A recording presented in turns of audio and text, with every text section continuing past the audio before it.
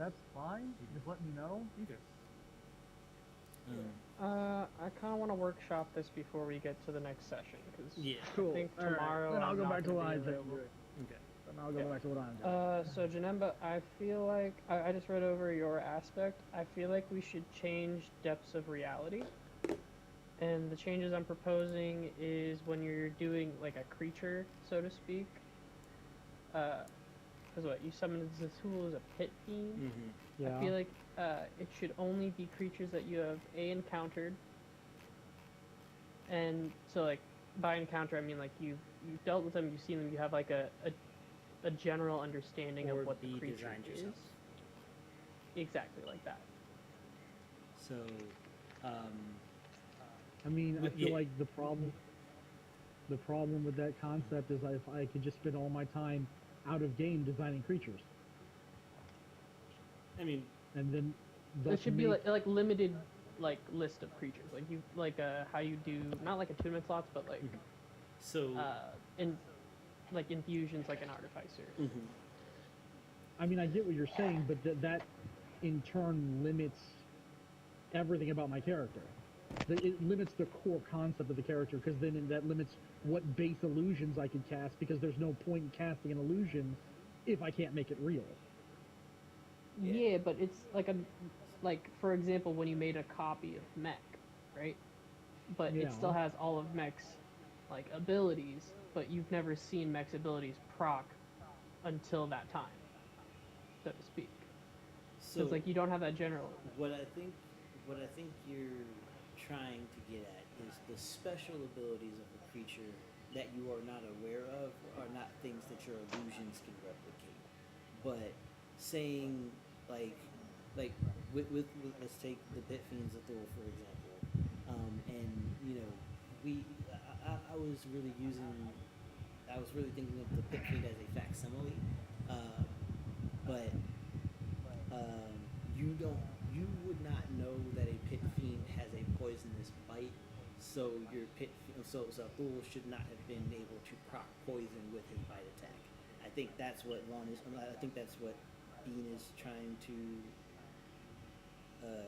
get at. I get your point, but then my point is if I decided that that's how I designed my illusion to be, since Right. Zasul's not technically a pit fiend, he's something completely different that we just based on a pit fiend. Right. Then, who's to say that he doesn't shoot lasers out of his butthole?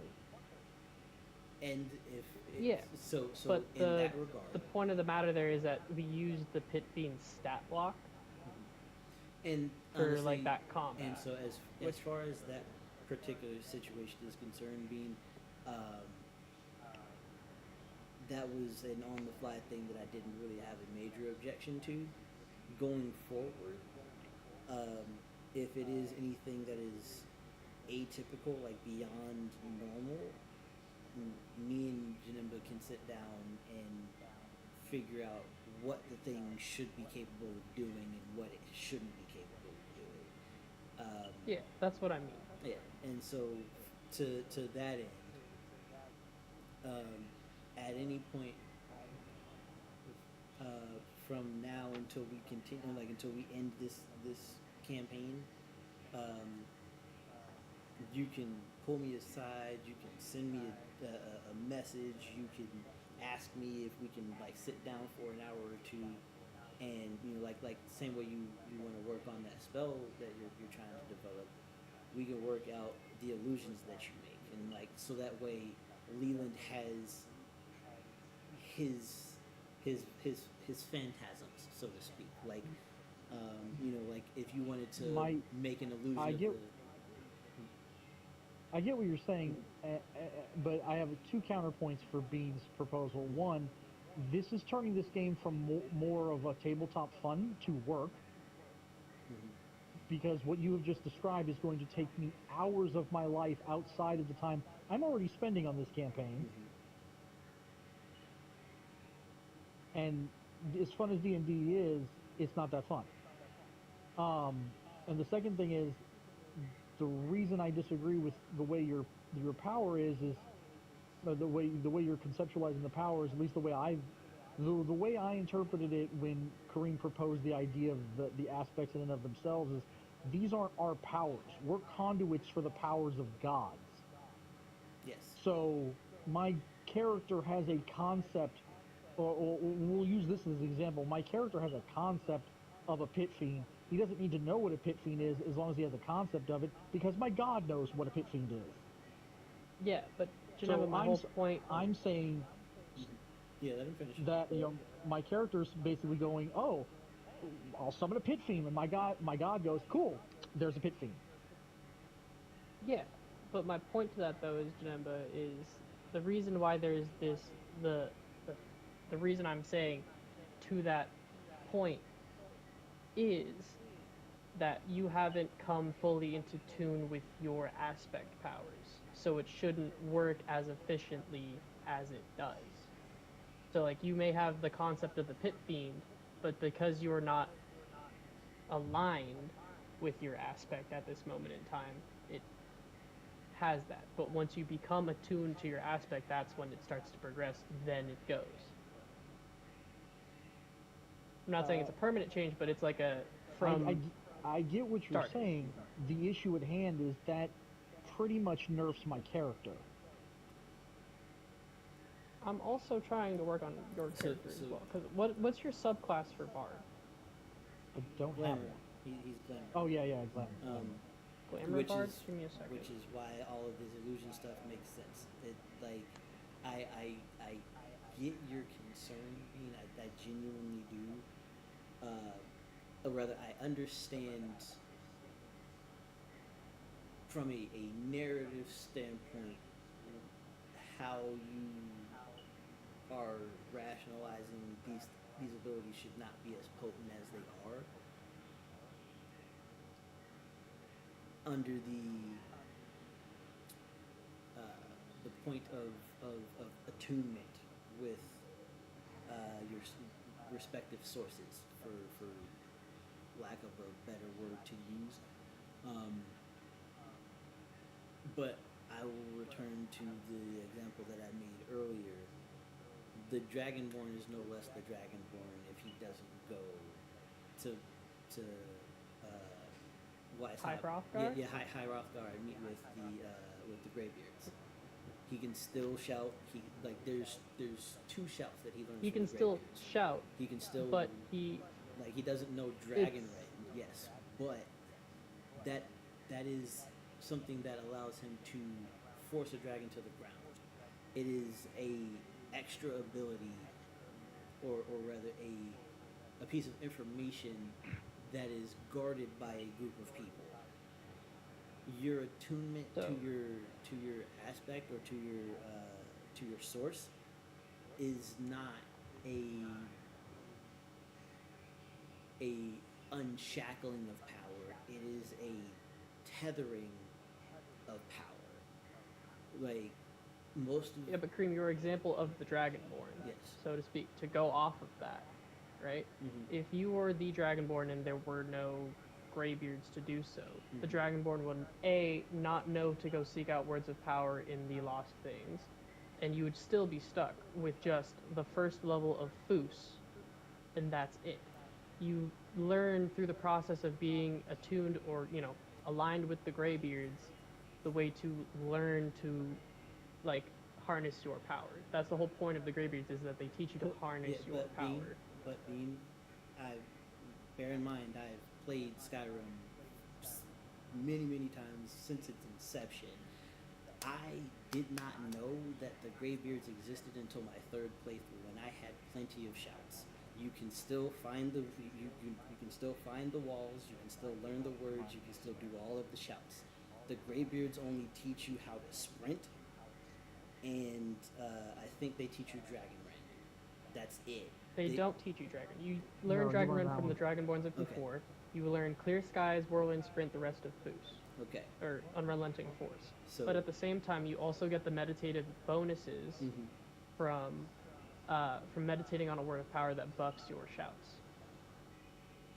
Okay, so there's a enhancement to, is it just a a base enhancement to all shouts that you find, or specific shouts that the Greybeards have taught you? It is depending on I think for how the game works, it's specific shouts, but is canonically you meditate on a word of power.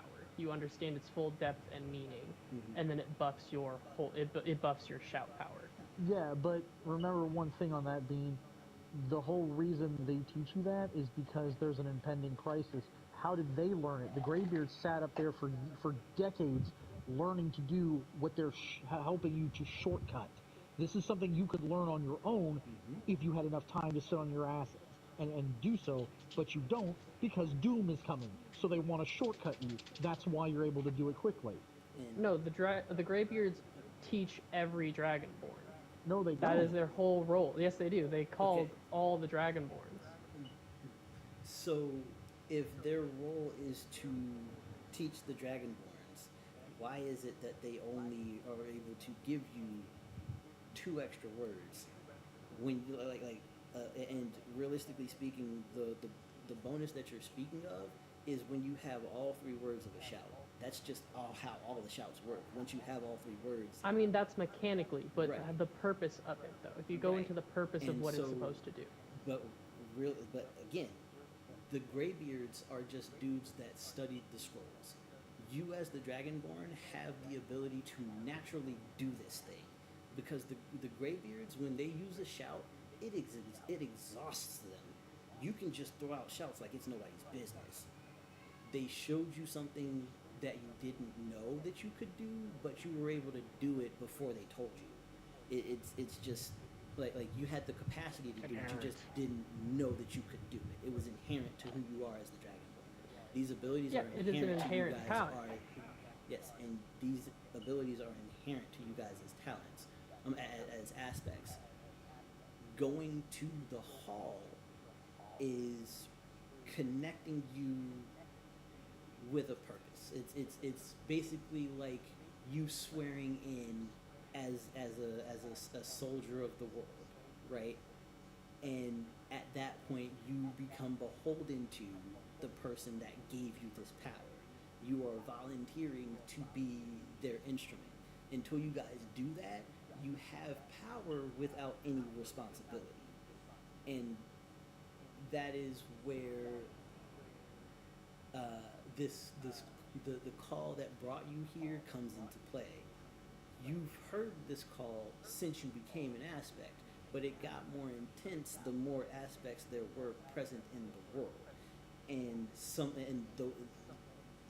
those of you that are currently in this party are the ones who heeded the call at this moment in time. So it's really just, hey, something is telling me that I need to go here. I feel like I have a purpose here. And you walked into something that's really big. It's bigger than anything that you've encountered before, but it's not anything that you can't handle. It's just you've never seen it. You know, so the purpose of the hall beholdens you to a responsibility, but you get nothing else from that. You don't get an unlocking of your power. You just get... You get the enhancement in the sense that you're able to endure more. Like you guys will have bodies that can handle the power that you have, as opposed to just the power in your normal adventurous shells, right? Can I interject real quick, Yes. Kareem? I think I know where you're going with this, and if I'm correct, let me translate for you. I guess if I'm hearing this correctly, being the way our aspect powers are right now, this is as good as they are ever going to get on their own until we go talk with our god. Like what I'm saying is that some of the stuff that we have right now from the get-go, because we loaded up so hard on our aspects, should be delayed a little bit. So then it feels like, because we're trying to figure out the balance and tweaking the power, so and I have no problem with that Yeah. in and of itself. What uh, my issue personally is I'm disagreeing with how you're limiting my power, because you're limiting it based on my concept and perception of the world around me. You, if I were to translate this, what you're telling, like, if I were to take this and if I were to take your concept and put it to another character, you're telling me warlocks can't summon demons unless they've already seen a demon. That's retarded. Summoning magic does not say that you have to know the creature that you're summoning. Exactly. So Yeah, but the you're i- not summoning a demon, you're creating a demon. I'm not. I'm creating an illusion of something that exists in the world, and then I'm making it physical. Because based on what He's you turning light based on into what hard light. yeah, based on what you're saying, Bean, then no one who uses illusion magic should be able to cast an illusion of anything they haven't seen before. Because Granted, what I'm that's saying is not exactly what I'm trying to put out. I'm putting out an idea to sound off. I'm not saying this is Yeah. how it's going to work. I'm saying this is an idea I'm putting on the table. no, I and can I get that you're disagreeing with me. okay. I understand.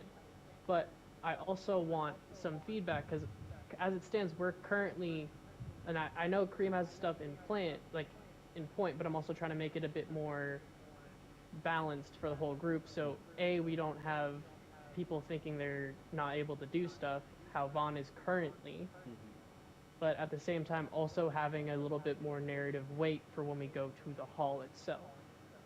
It's because if we're going to put this out as a primer, right? And this is going to be like Aspects and Envoys campaign, everyone's going to go to the hall, but there's not much more than like there's not really a mechanical function of going to the hall to attune with So- your aspect is what I'm saying. So I'm trying to So- give you a bit more narrative weight to go to the hall, and it rewards you for doing so. So I get you. Let me counter your proposal with an idea of my own. May I? Go ahead. That's what I was wanting. Okay, that's fair. So for every, not specifically every AC level of a monster, because they get up to, wait, what's the max AC for a monster? I think like 22. Yeah. Yeah, that would take too damn long. So, what if we take like ACs and we put them into categories like 1 through 5, just as an example. We can flesh out the numbers later, but we put each AC into a category, and then each category will be 1, 2, 3, 4. We'll say it goes up to 4 for right now. Then when I make, if the creature I create is in category 2, then since my ability to turn something real is a passive ability, but it's still like one passive ability, then it would take me 2 turns to make it real. So the stronger a creature I make, the longer it takes me to manifest it physically. Okay. So I'm fine with that. yeah. So at that point, what I do. Here's how, because I do like that idea. So, the things that you can, so making things real is on a hit die basis, and you can convert a number of hit die per turn equal to your level. So, in the case of Zathul, since we have this example, because the reference block had, I believe, 22 hit die, it would have taken you 4 turns to fully manifest Zathul. Now, that first turn could have been his hand, so you could do his slam attack or his mace attack, for instance. Second turn, his head comes into play, so now you can do the bite attack. Third turn, his tail comes into play, so now you can do that. And so on from there. Because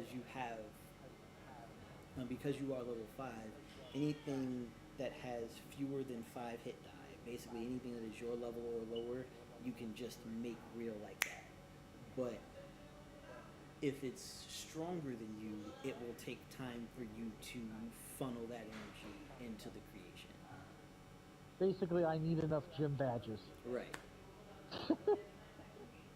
Yeah, and I mean, I'm fine with that. And first, before we continue, I want to apologize, Bean. I came off a little hard on that. I shouldn't have. I wasn't trying to be like just shit on your idea. It just sounded like, based on what we had discussed earlier, it sounded like you were trying to hamper my character specifically, and I should have realized earlier you weren't. No, I'm trying to make sure everyone is trying to, Yeah. like, A, having fun while playing with their character, Okay. but B, also making sure that no one person, like, with their character is hampering everybody else. And I'm not saying that's the case, but I'm trying to avoid that outcome as much as possible, because how it is right now, if we were to release this, which we're not, right, I could see this problem arising heavily amongst anyone that uses it. Beep, bop, beep. Night, little, Good night. night, little dude. Good night. Good night. Good night. It's awesome talking with you. Awesome talking with y'all. You sleep Night, good, little little man. buddy. Night, little dude. All right, big man. Love you. Love you too. Good night, mister. Where you going? Okay. All right. All right. Continue. Yeah. I just went to find you. I'll be right back. I'm still trying to figure out some of the stuff on here, but that handles the depths of reality thing. Now, do you have But any I like how that problems- works because it's. Sorry. Go ahead. I'm not saying there's a problem with anything. I'm just trying to see, like, I'm reading through yours as we're going through it to see if anything snags. Yeah, that's what I was going to ask next. Is just, did you find a snag with the other two? Sorry, I should. Yeah, I'm reading them right now. Okay. So you can attempt to submerge an identified creature into an illusion so intense there's no hope of escape. So it's single target. Okay. Yeah, I haven't Do used that one anything. yet. Yeah. This can. Okay. Wait. This energy seems their field save targets turn incapacitated, uncanny. Okay. Cool. Incapacitated. An effective target's body behaves under certain conditions. When those conditions occur, the target performs as described.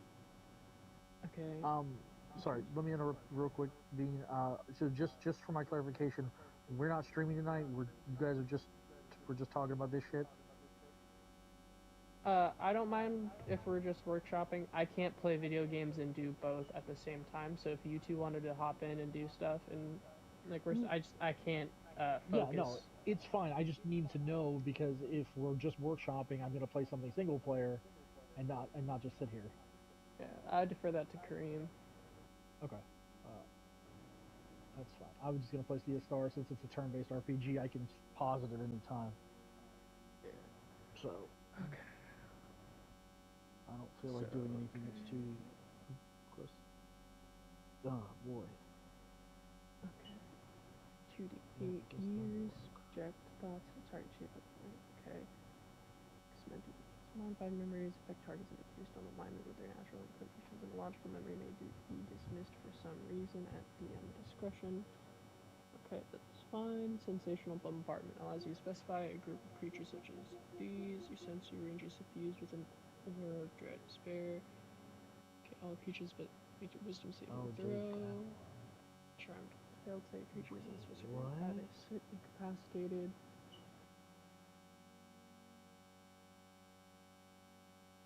Okay.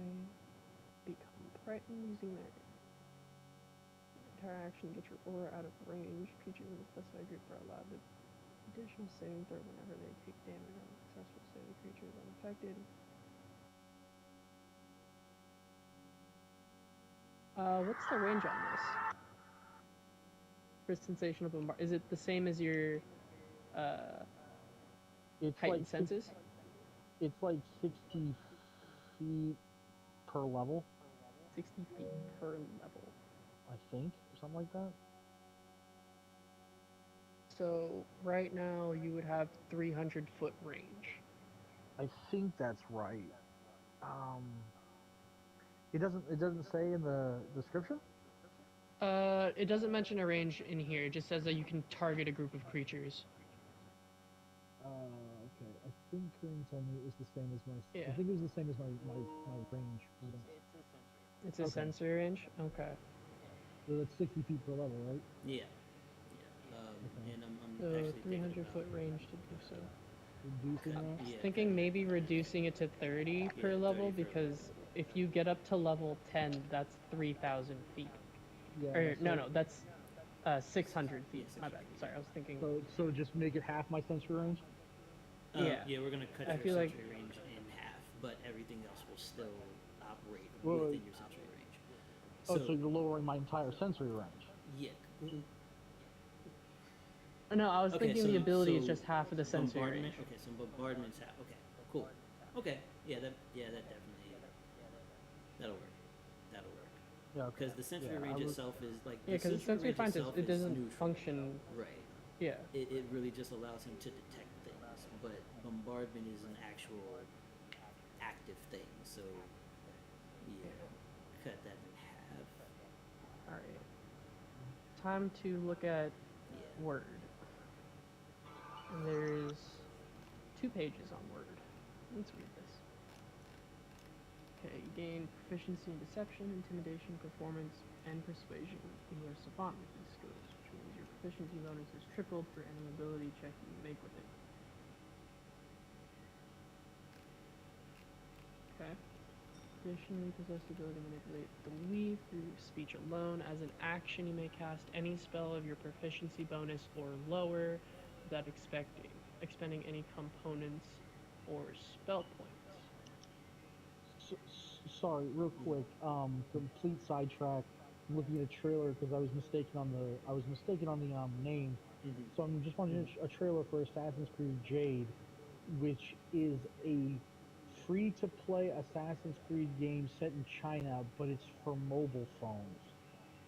Yep. Here's the thing: the trailer I'm seeing looks just like a console Assassin's Creed game. How the fuck is that gonna play on a phone? I mean, if it's anything pre-Odyssey, it shouldn't be an issue with a high-end phone. Like anything that's come out in the last 2 years that's like a flagship shouldn't have a problem doing that. No, I Let's meant go along the lines of the controls. Like, because if you Yeah. have to do it on the phone screen, there's I like mean, you people- don't have the buttons you can People touch. play Fortnite on their phones. Yeah, and my response to that is find me somebody playing on a phone that I can't wax the shit out of. I mean, There's no way you can functionally play on a phone better than a console or a PC. oh, I don't debate that. I'm not even trying to say that it's a viable way to play. I'm just saying that it is a thing that people can do. And then there's also like the what is it, the NVIDIA gaming like phone controller attachment thing. Like they have a mount that you set your Yeah. Like that would be the other way that I think they do it. But again, that's a lot to play a game when you could just put it on console. MEK, I have a question for you. Have you gotten Sea of Stars yet? No, I wasn't planning on it. You were or weren't? Weren't. Oh, I'm Okay. surprised. I mean, I like think- my RPGs. I just don't want to play like pixel-based RPGs. I'm kind of out for. The reason I won't play Octopath Traveler, I hear it's great. I just can't stand looking at that on a high-def TV anymore. Oh, That's fair. that's fair. This one's good, but they made it smooth, like it looks like it's designed for high def TV. So, Kareem, I'm looking at the core talent for Word. Mm-hmm. So, you can cast any spell of your proficiency bonus or lower, Right. and you can use this as many times equal to your proficiency bonus. Yes. So this is how what Chloe's been using Yes. constantly. She's been leaning on her core talent. She hasn't even used any of her other talents yet. That's just the core talent, and she pumped her proficiency so that she would get access earlier. Now, one thing that we could do to balance it is say that she can't use spells higher than her character level would be able to access, or I mean, because that would be a Well, I'm thinking that first the ability should not, at least the amount of times you can use it should not be equal to proficiency bonus, because if that were to do that in the primer, I would say it should be equal, no, not equal, it should be based off of a day charge. Like, amount of charge is equal to the day, similar to how MEK's ability procs.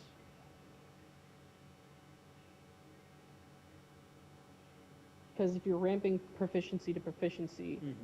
she can use it 8 times and 8 times. Whereas, like, if we're gonna scale up as we continue, because does she get anything as she like levels up from this Yeah. besides an addition of proficiency? Um, for woven words, nah. Like it's just she gets access to more spell levels um, for free. So like under normal circumstances without soul alteration, she would be limited to third level spells, and she would only be able to do it 3 times a day. At 20th level, with the standard proficiency bonus progression, she would be able to do up to 6th level spells, up to 6 times a day. Mm-hmm. So But with this, she gets to up to 8. yeah, she has 8th right now, and she would eventually get to technically 13th, but spells cap at 9. So unless she's going to be crafting spells that she's going to be using for free, she just has more uses of woven word, but she really only is going to get access to one more spell level. Mm-hmm. So then I'm thinking of, yeah, the amount of times used should be limited then. But as you increase in level, it increases. So you get more charges of the use. Or Go ahead.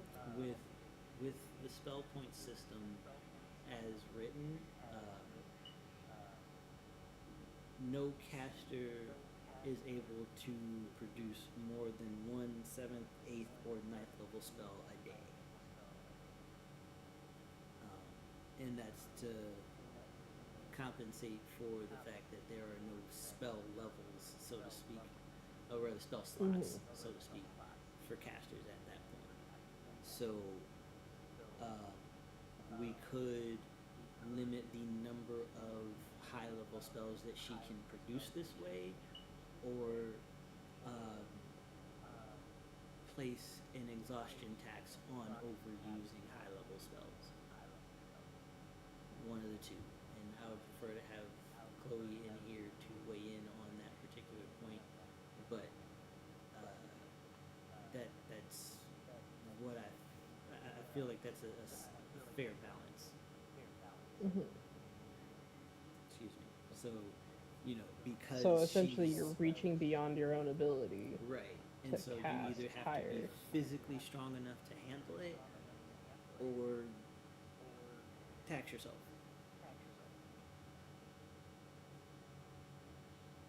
See how that would work? Yeah. And then as you level up, it levels out. Mm-hmm. Because then you're able to cast it.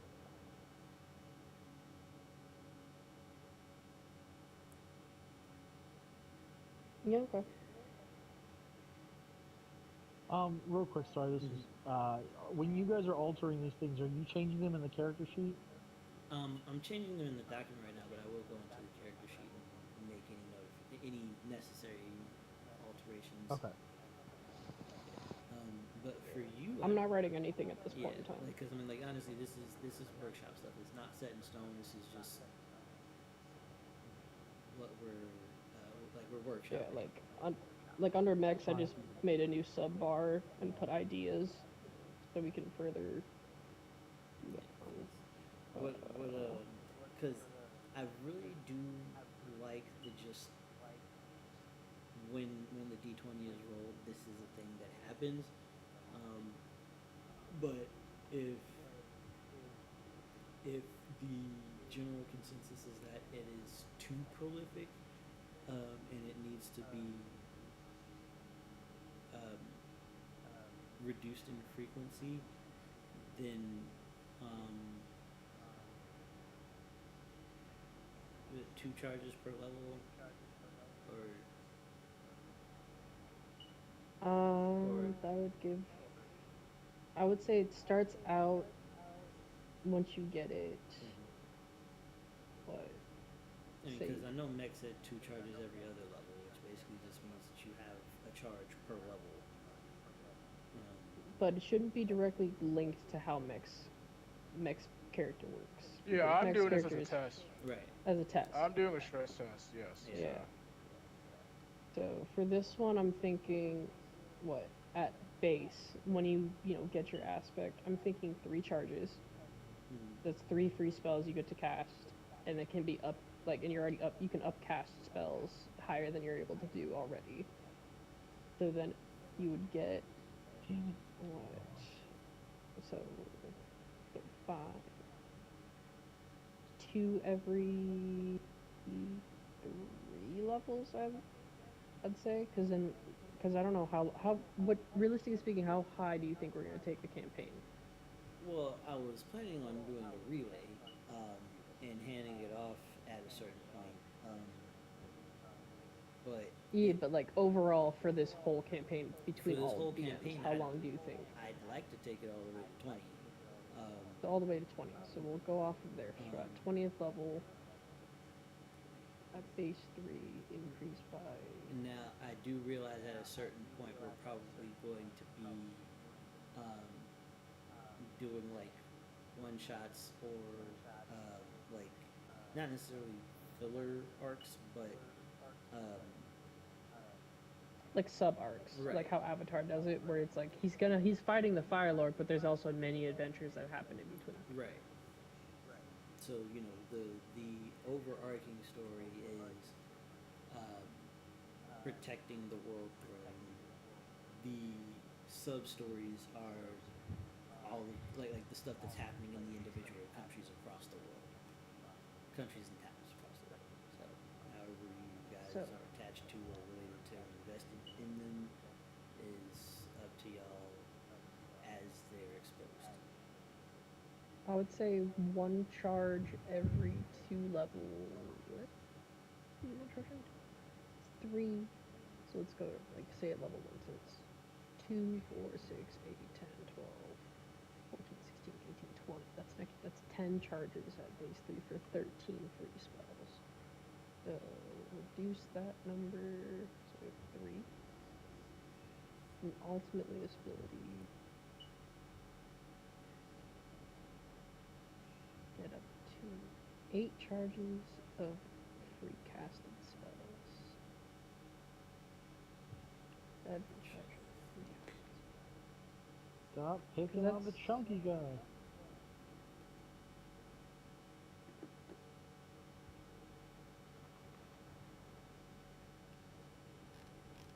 But with the added stipulation of 8th and 9th level spells.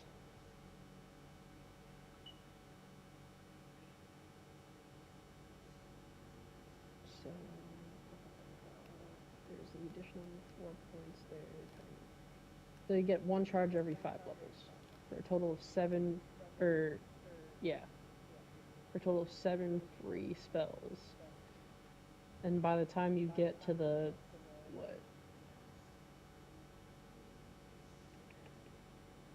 and by the time you get to like being able to cast 8th level spells, you only have to worry about casting the 9th level spell taking exhaustion. So you still have 6 free spells you can cast of any tier along that time. So 1 charge every 5 levels, I think, would work. So right now she would have 4 charges, but that's 4 charges of an 8th level spell, but taking exhaustion. But once you get, because when you level out, it levels out. So really it would just be the 9th level free spell casting if she were to run out of spell slots, but she doesn't have spell slots because she's a rogue. So, yeah. Let's try 1 every 3 or 1 every 5.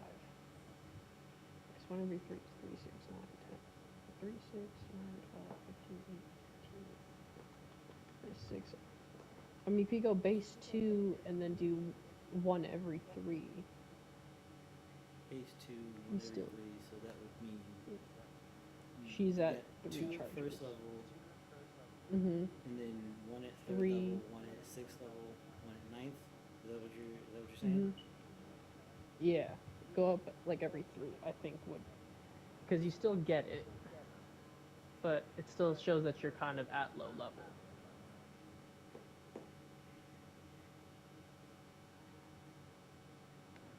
Because right now I'm not concerned about the spell usage, so to speak, or like the actual spells themselves. I'm concerned about the amount of free spells if this person were to use it as a caster. Like go full caster to 20, right? And they did what Chloe has with the proficiency bonus as it stands. That means they could cast, you know, what? It's a 9th level. They could cast like Wish, like, Meteor Storm. they could cast that every turn for free 8 times. Or actually, what is your proficiency cap out at with the 6. caps out at 6 for proficiency? And she pumped in how many pumped in points? 5 5 points. soul points? She pumped in So that's 10 soul 11. points. It's 5 extra So that's proficiency. 5. So she has a 5 extra.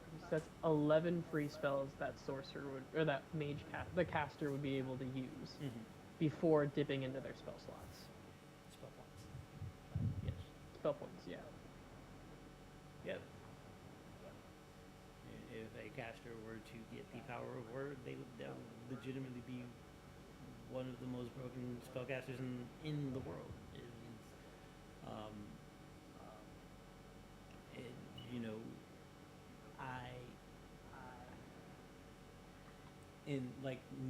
to go to Janemba's point earlier, I get that the aspect offerings and the vanilla book are from different universes and we're trying to marry them. In that regard, I would rather bolster 5e than reduce A and E, if that makes sense. Yeah. That's fair. So, but we can't really. I mean, all of the subclasses work off of the core class itself. So, if we wanted to do a full conversion of the base classes, like it would be tweaking some numbers, and at that point, it's yeah. I mean, it really is just making the damage potential or the utility potential of a given class match, well, not even really match aspects, but bring them closer to what aspects are capable of doing. Because Okay, so then for this specific case, what do you propose we do so for the ability? in what you're talking about for word? For word. For word, I would say spells that are above your current level times 2, right? Because that's how you gain your spell levels, right? It's 1 less than Double. one less than twice the spell level. So right now, anything above 3rd level that Chloe tries to cast, she can only do a number of times equal to her con mod. Beyond that con modifier, she takes a point of exhaustion. And that's just because her body cannot handle it right now. Her body cannot handle passing that much energy through it. So as she gains in level, this effect will lessen because she's able to do 4th level spells without taxing, 5th level spells without taxing, 6th level spells without taxing, and so yes, as she gets higher in level, she will become a more and more prolific mage that just so happens to be a rogue. But that now discourages her from hey everybody, shit yourselves. The first, and upcasting to an 8th level spell just because she has access to an 8th level spell. It becomes more of a It becomes more of when to use it. right. It becomes more of a tactical decision as opposed to, well, I got 18 times I can use this today, so I'm gonna just throw it out willy nilly because realistically, in my experience as a player, we're not gonna encounter more than 3 fights in a day.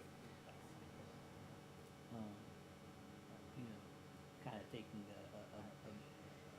a more meta approach to it as opposed to sitting in the character, because and I don't know how she's trying to sell or something, but a physician typically is going to do the most reserved course, is going to take the most reserved course of action before going extreme, in case there's something bigger that they don't see.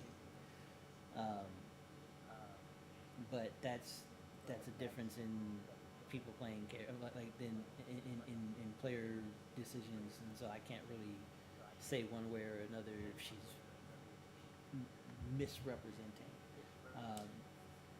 But I think this is a solid We'll compromise. go with that then. And then and see how We'll see how it Chloe works. feels about it, and see how it works. Because I think it should be fine if we're doing that, because a wizard at 3rd level with the spell points that you guys have access to would be throwing out spells left and right and not really being too concerned about it. It's not. Let me check the chart real quick just to make sure. Because at For a 5th wizard? level, 5th level, you guys have 40 spell points, and that's not including bonus reserves. So,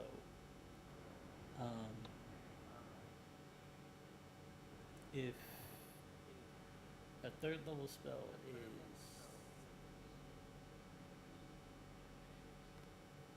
6 points, 5 points. I think a 3rd level spell is 5 points.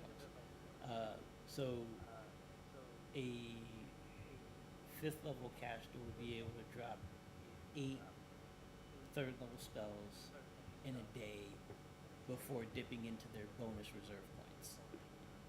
Which, if let's say they're rocking a 20, they have an additional, say, 50 spell points.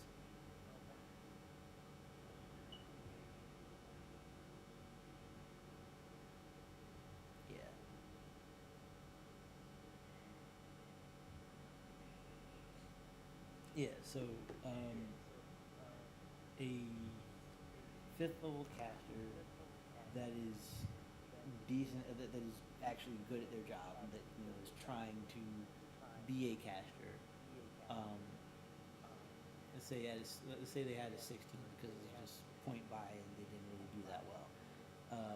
They'd have 40 plus 28, so yeah, they'd have 68 spell points, which is 13 spells. That's 13 3rd level spells and any myriad of 2nd, 1st, and cantrips. Cantrips don't have a cost. Unlike cantrips are 1 point, so you could drop 68 cantrips, which is a lot of firebolts, a lot of magic missiles. 1st level spell is 2 points. 2nd level spell is 3, and then 4th is 5. 3rd is 5. 4th is 7. But it goes on from there. And yeah, so with the spell points that are present, a wizard or a warlock, any caster is going to be able to throw out spells like nobody's business. Casters are actual casters. They kind of like lean into their magic because the mana is so abundant. So I think the thing that would need to be modified most directly for classes is damage output. Like the spells, I don't I'm overshot spell damage.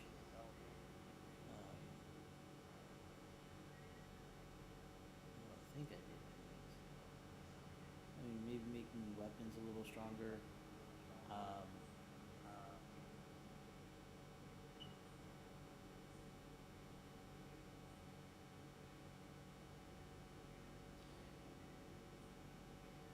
Inspiration could be more potent. More key points for monks. Um,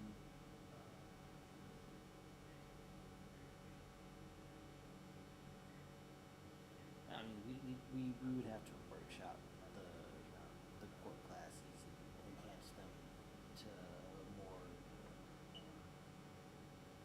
legendary status. Since you have demigod powers, you should have legendary training. Um, I'll be back. yeah, over here.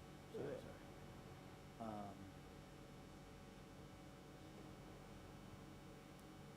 So specifically, Janemba, what about your bard are you feeling is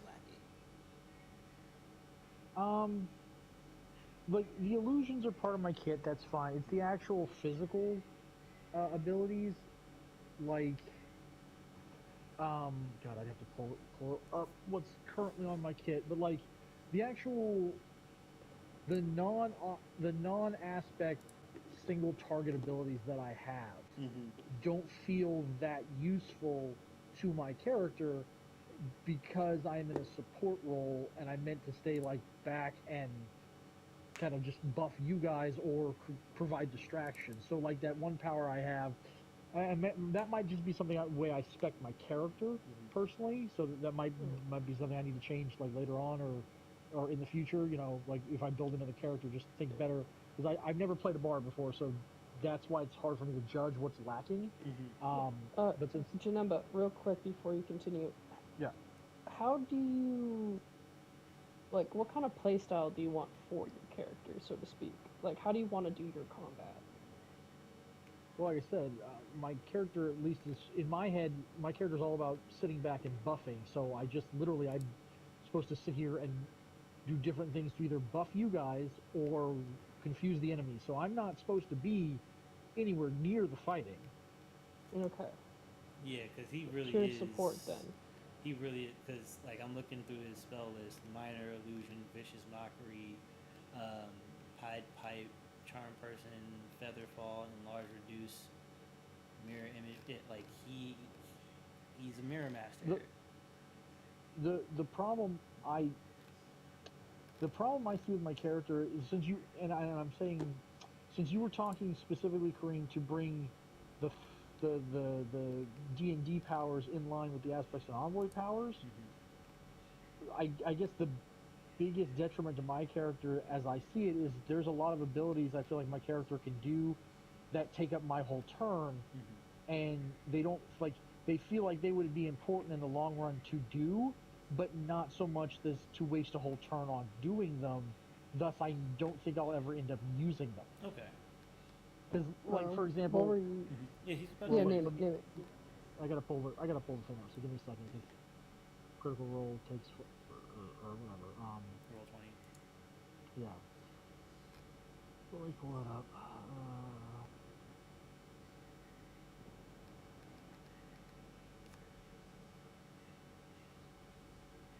I have to climb back up the fucking waterfall to get to where I was. Come on. Okay, cool. That's loaded. So where's my character?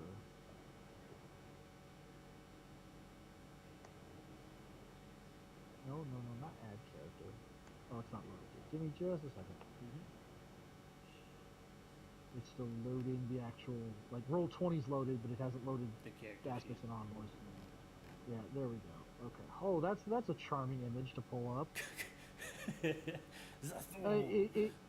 Yeah, it loaded me up fully zoomed in, so all I have is this huge image. That's really cool looking, actually, now that I'm, like, super zoomed in on it. Yeah, that's the AI. That's What did you type in for that? It's supposed to be a four-headed Cerberus with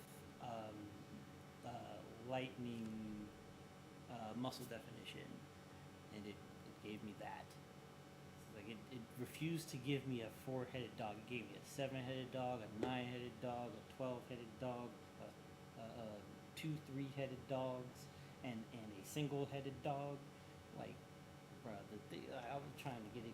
I even said a four-headed Cerberus. I said a four-headed Cerberus and a four-headed dog. It was just nope.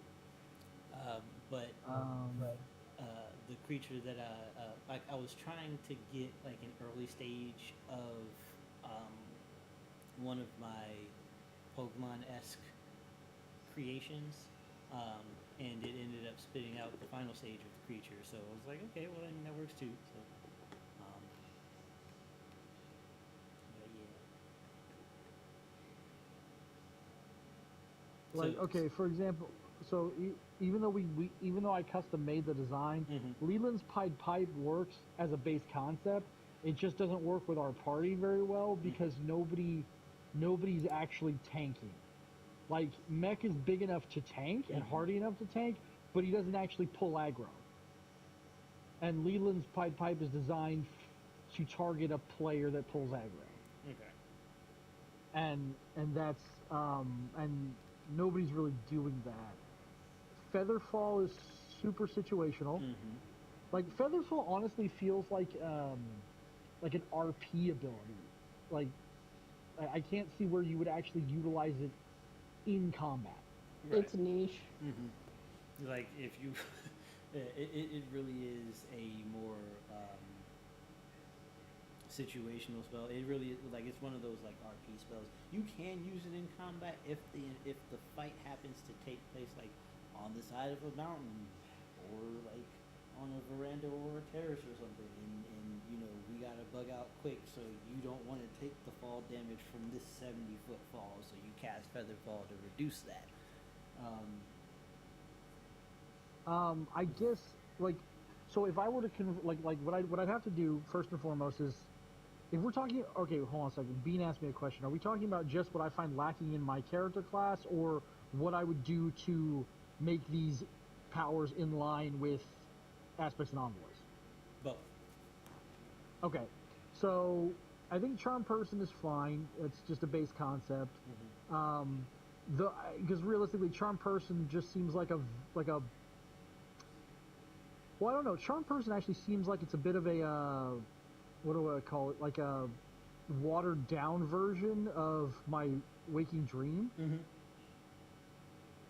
And since I can do Waking Dream without, like, as of right now, well, yes, I would have no reason to ever do Charm. Right. So, And that's if I may interject real quickly, that's kind of what I was trying to get at. Like, what you guys are as aspects is the inspiration for how the world works. So, like, you know, sensory magic, illusion spells, that whole school of magic is based off of how the aspect of sensation functions. It's not a one-to-one for how you function, but it's an attempt to get there incrementally, right? So, and with Chloe with Word, because spells use because some spells use verbal components, it is their attempt to do the thing that words naturally do, which is evoke an effect on the world. So your assessment and your original grievance intentionally is actually part of like how you're supposed to work. So, but I mean, continue with your point. hold on, no, actually, go back and redo that, but summarize it, because like I felt like you kind of jumped around, so I didn't really get your point. Charm person. In regard, yeah, Charm Person. Charm person functions like a watered down Waking Dream because it is a watered down Waking Dream. Sensation The aspect of sensation has inspired so many things about how the world works because it's trying to mimic what sensation naturally does. So your grievance with how your character is built, or rather with how your kit comes together in comparison to your aspect, actually encapsulates what aspects are supposed to be. So, I mean, I get what you're saying, Yeah. but then in all I'm saying is in counterpoint, like it makes sense if it makes sense for a player to have that ability if they weren't the aspect of sensation, but for me to have it is pointless. right, and I get that. I understand that entirely. So I'm not like that's Okay, why so that's ju- why when Bean was raising his point about your kit and how you're working your character, I countered with, but that's literally how your character is supposed to work. Like honestly, you may feel like you underserved your character, but you literally did what your character was supposed to do with the aspect that you chose. So you're I personally don't feel like there's anything that needs to be altered about how you're playing Leland because Leland actually does have a solid understanding, or rather, you have a solid understanding of Leland, right? Even Yeah, though, because like my aspect powers are like an extension of bardic powers as they are right, already. and that's kind of So what it's I based. was hoping Chloe would do because she was saying she wanted to be a mage, and she was going to go with Word, but then as we were putting Word together and she was playing around with her character more and more, it's like I think a rogue works more, but she still wanted to try Word. So it's one of those things where you went with Yeah, a synergistic choice, and Chloe went with a obtuse one, but they can still I work. I would say honestly, yeah, like they work. I would say again something to keep in mind, not something we have to implement, but maybe if we discover by the end of this that the aspect powers are too strong, what we might want to do is limit, kind of like how what was it when I was building my character, I noticed something. Um, certain abilities can only be done by certain classes. I think Mm-hmm. the same should be done with the envoys. You, like your god wouldn't pick you Mm-hmm. unless you were already in a mindset that It was conducive. that conducive to like the god's mentality. Mm-hmm. So somebody who is a rogue wouldn't the god of words wouldn't pick them because that's not how they operate out the gate. Mm-hmm. So we should like possibly consider limiting it to not one class, but like a handful of classes. Okay. Yeah. Just like the Like the aspect of aspects have sensation. preferred classes that they elevate. Yeah, Great, because like that's what I you. mentioned Mm-hmm. like a few months back when we were talking about setting up the D&D. I'm like, we should probably cater some of these to certain classes because Yeah, like and I do remember having that conversation. It's, and like at the time that we were having that conversation, everybody's aspect kind of lined up with the class that they were selecting. So you know, like I I I do see the validity in the point, but at the time it was like I mean that feels like a wasted effort because everybody's kind of already lining up that way. But now that we have a martial class with a magical aspect, which is one of the things, which one of the points that you were raising, I do understand that you you pointed out this exact situation some months ago. Um, Now that we actually are dealing with it, uh, the effort is not necessarily is not as the effort is more clear as opposed to potentially wasted. hmm So, mhm. Sorry. No, you're good. Oh, I'm rereading what my powers do because, like I said, okay. So vicious mockery, you may just stand and throw the target can hear you. Yeah, okay. Yep. So vicious mockery again makes sense for my kit, Right, but sensory but bombardment, sensational bombardment, it yeah, like I guess that like It is one part of that spell. You're, it makes. Well, actually, no, because sensational bombardment doesn't cause damage, does it? no, it doesn't. Oh, I'm sorry. Not Yeah, sensational. vicious mockery causes damage, but it's not. Vicious It's mockery a causes vicious damage. marker is a saving throw. It's a Mhm. cantrip. Yeah. Yeah, it's a cantrip, but it's just 1d4 psychic damage, just basically yelling at somebody. Mm-hmm. And we should rename that emotional damage. Emotional. Yes. That- Sensory that- assault. Sensory assault is the talent that would be vicious mockery. As an action, you target a creature within your sensory range. The creature must succeed a Wisdom saving throw or be subject to one of the following effects. Where is for, that? Hold. Where is that? This is page 30.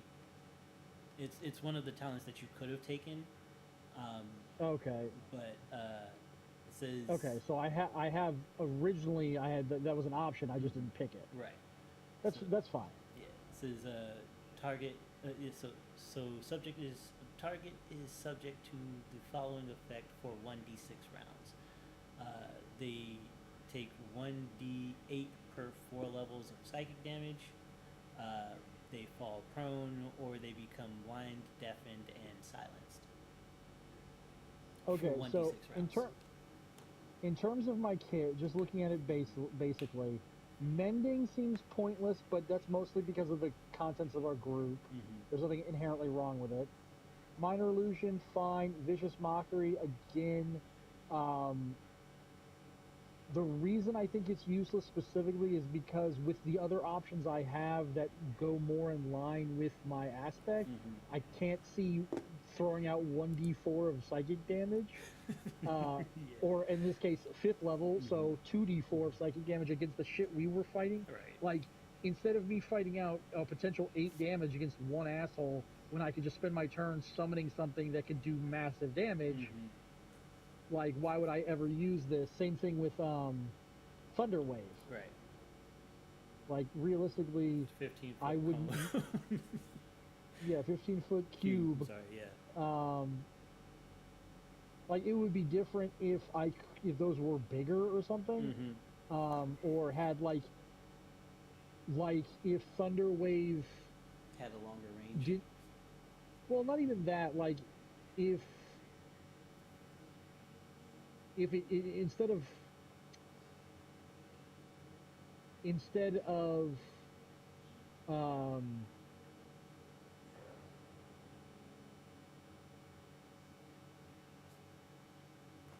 like- affecting everything in the well, no, okay, so okay, to specifically alter the power. Well, realistically, the idea in my head is completely different from the power itself. Mm-hmm. Thunder Wave, the concept of wave invokes like a torrent of power. Mm-hmm. So to still stay in line with buffing and debuffing as a bard, my thought would be like basically everything in the cube, whatever size we chose to make it, would that got hit Mm-hmm. would then become like statically charged. Mm-hmm. And so anytime those targets move around each other, they cause damage to each other. Basically like arc lightning between each other. So basically it forces them to either take damage or to spread out from one another, meaning they can't do group tactics on our group. So if they were to like Okay. yeah, so like if they were to all run, like let's say they all rushed mech, they would all take extra damage because they're They're within grouped range close of each together. other, right. So yeah, so they either have Rush to the take black that man, damage. why don't you? No. so Well, you're the tankiest person, so I used you as an example. yeah. So I think what I like taking what you're saying. What I would do would probably triple range. So anything it would be a 45-foot cube. Anything like all enemies within the 45-foot cube of you are make a Constitution. Yeah, I think a Constitution saving throw would be appropriate, or or take is it 2d4 2d8 2d8 lightning damage and become primed. Primed targets that enter within 15 feet of another primed target chain lightning between the two, dealing 2d8 to all affected parties. And how many turns would this last? You say D4 rounds? D6 rounds. I don't like using D4s. I genuinely don't like using D4s. So D6 rounds. So when you cast the spell, you cast the spell and roll a D6. Everything that fails is subject to is primed for that number of rounds. So let's say you roll a 4. Next 4 rounds, anytime they get within 15 feet of another prime target, both targets will take 2d8 lightning damage. And so for the Russian mech example, the first one that approaches mech, he's fine. He's okay. He runs in, he does his attack, he misses, he's still there. The next guy rolls up. As soon as he gets within 15 feet of the other guy, they both take 2d8 damage. He finishes his move, he attacks mech, he probably misses or does negligible damage. Third guy rolls up. He gets in within 15 feet of person number 2, priming him and person number 1. So now all 3 of them take 2d8 damage, roll enough, and so the next turn, the first person, first person, enemy number 1 takes his turn. If he moves, if he takes more than a 5-foot step, he's going to trigger, and it hits all 3 of them. So it's something that does an initial burst of damage, but also lingers as a control effect on the battlefield.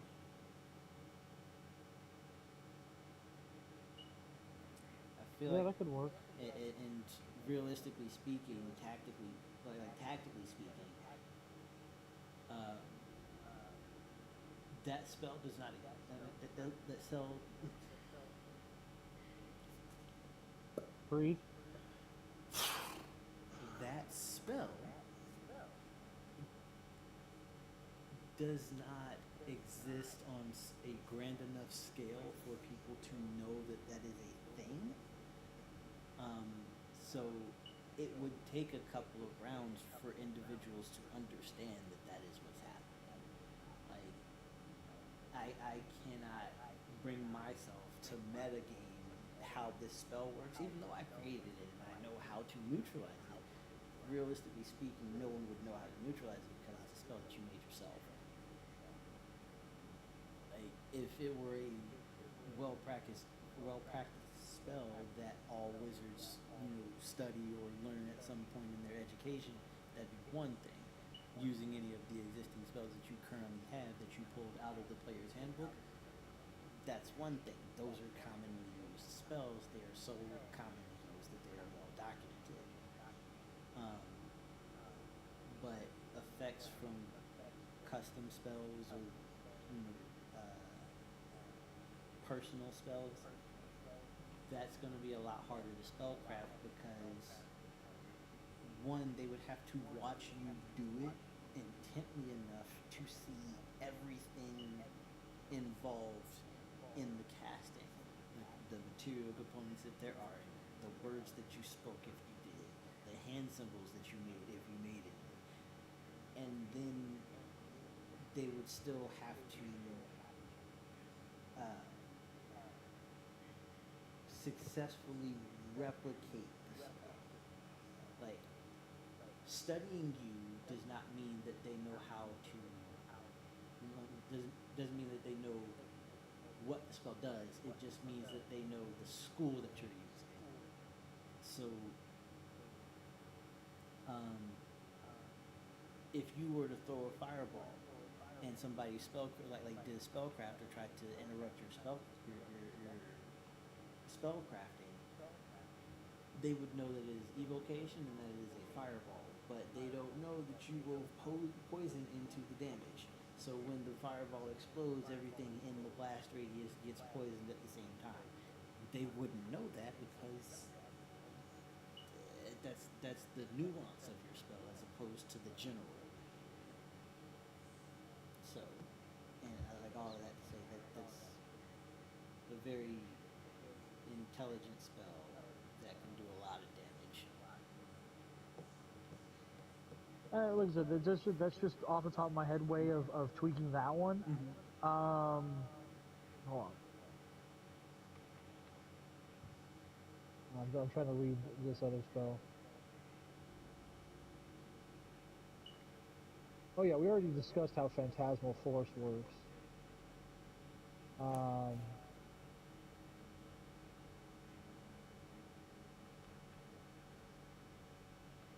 Honestly, to bring Phantasmal Force in into more of the aspects portion, I would just make it to where instead of it being a 10-foot cube in size, it would just be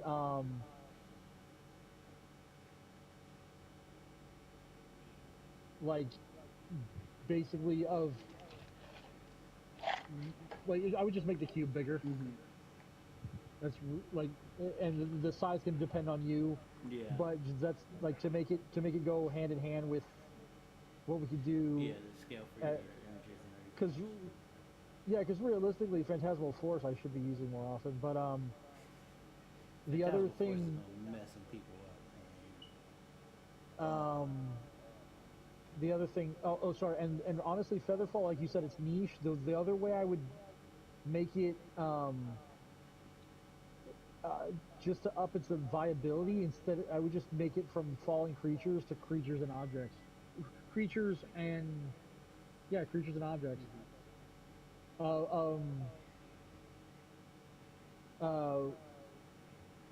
Creature. I would say creature.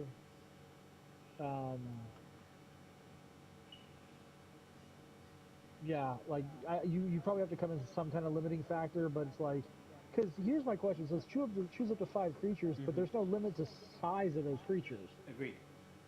So if I got the Tarrasque to jump, yeah, it's not your brain that is keeping people afloat. You're literally just making the air thicker around you. Technically speaking. yeah. So, but as I'm saying is, there's no size limitation on that. So it's like if the Tarrasque jumps off a mountain, I can make him fall slow. So realistically, I could also then have an entire town of people stand on the Tarrasque's back, and then he could jump off the mountain and make the Tarrasque float, as opposed to everybody else having to float. Yeah, you could do that. So, like, that's just an example of how to up that just for an envoy for use in this campaign. It's like, well, if I made an object do it, then I could make, a giant board that could hold, or we're going over a waterfall on a ship, make the ship float as opposed to the 20 people on the ship. So, because that's too many people. But And that is where reading is fundamental, because that is a use of Featherfall that I don't think has that is a use of Featherfall that I don't think anybody's expressed at a table that I've been at before. Like, because it says up to 5 falling creatures, like nobody, like, the individual is going to assume, well, if it's me and a party of 4 other adventurers, then I'll just choose all of us to slow fall and it'll be fine. But you said, well, hey, how about all of us, like, let's say for example, we're in a burning building and we're on the roof, but and the roof is made of steel, so it can't burn, but the building is about to collapse. Everybody stand on the roof. I'm gonna featherfall the roof, and we'll just ride it down to the ground. yeah, the reason I was thinking about tweaking these mostly, I was going to actually discuss this with you before Bean brought it up, but it's good timing, is because if you're trying to make this campaign as big and bombastic as I expect you to be doing with what our powers can do, we're going to be fighting literal armies of people. Well, a lot of D&D campaigns I've played, It's like, oh, you have to protect one target or whatever. It's like, well, if we're playing demigods, we're supposed to be protecting towns. Mm-hmm. So if we're protecting a shit ton of people, we have to be able to herd and manipulate a shit ton of people. Mm-hmm. And feather falling 5 motherfuckers is just not going to cut it. Right. But So you can Piper anybody at any point in time, because one of the effects of sensational bombardment is causing people to be so enamored with you that they do not see anyone else but you. Like literally every other living creature becomes invisible to them. Well, yeah, and getting them to move at my command is one thing, but you know, if If you need to we're rescue people from an avalanche, like Yeah. them being enamored with you is not going to help you save them. Yeah. we love you, good. Keep that thought in mind when the snow buries you. Yeah. Like I just, it's like, oh well, we can't save them, so they're gonna die. But let's make them die having thoughts. I'm gonna take off my shirt so they can smile. Like this is not working. This is not what I want to achieve as a god.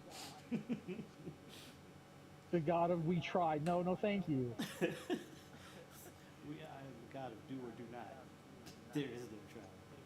I'm just saying, it's like, so we need like, Yeah. and I don't think most of these powers need big tweaks to go well, at least with my kit. But some of them, with the shit we're fighting, like I said, Thunderwave needed to be tweaked, and the ones I named, I think everything else is fine. Bean, do you have any thoughts on what I said?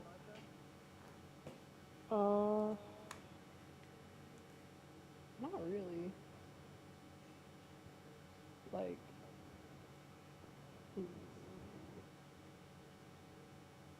Yeah, because nothing off the top of my head. because to reiterate, being like, Janemba did not do anything that a bard is not capable of doing. Yeah. It's just that Sensation was able to make the fuck off huge illusion that he made actually do serious damage, which I think See, we need to establish my what initial each category is intention- capable of doing. yeah, my initial like reaction to what it was is I literally like I thought that he literally summoned a pit fiend just because he Yeah. thought about it. Like- Yeah, I kind of did, She's but checking on not Mai right now. quite. But yeah, But like it was Kareem's. He went over. It was his spur of the moment fly decision. Yeah.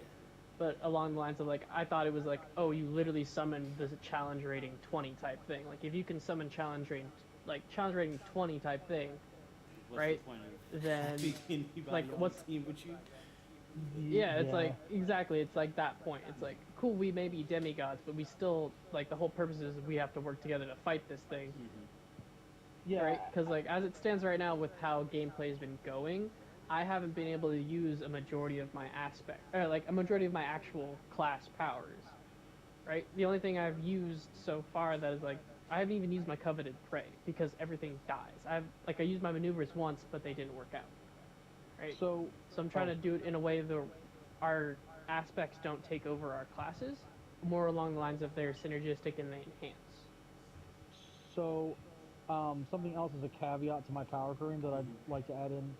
Like I said, we'll talk more about the tier level later. But what my thought was too is not that I can only summon one illusion at a time, but each time, like